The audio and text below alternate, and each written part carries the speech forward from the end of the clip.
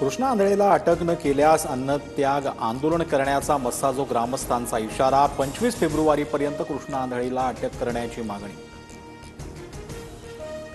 माजी आमदार हर्षवर्धन जाधव नागपूर पोलिसांच्या ताब्यात। सरकारी कामात अडथळा आणण्याच्या प्रकरणात जाधव पोलिसांच्या ताब्यात। वॉरंट निघूनही जाधव हजर होत नसल्याने कोर्टाकडून ताब्यात घेण्याचे निर्देश। शिवसेनेकडून ठाकरेंच्या कोकणातील एकमेव आमदाराला थेट ऑफर। वाघाच्या कळपात या संजय शिरसाटांची भास्कर जाधवांना ऑफर, तर यापूर्वी उदय सामंतांकडूनही जाधवांना शिवसेना प्रवेशाची ऑफर।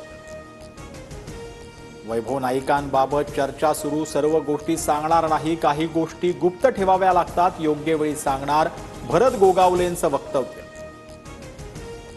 विलेपार्ले उपविभाग प्रमुख जितेंद्र जनावळेंच्या ठाकरे गटाला राम राम। साहेब मला माफ करा, जितेंद्र जनावळेंचं उद्धव ठाकरेंना पत्र। जितेंद्र जनावळे 20 तारखेला शिवसेनेत प्रवेश करणार।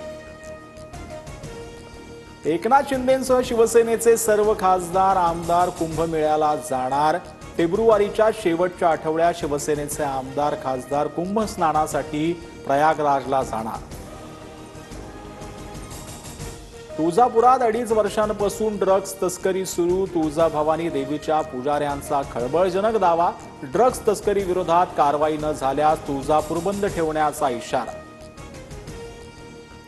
राजाराम बापू इन्स्टिट्यूटच्या कार्यक्रमात नितीन गडकरी आणि जयंत पाटील एकाच मंचावर एकत्र। नितीन गडकरी राष्ट्रवादीत जाणार अशा बातम्या करू नका, जयंत पाटलांची जोरदार फटकेबाजी।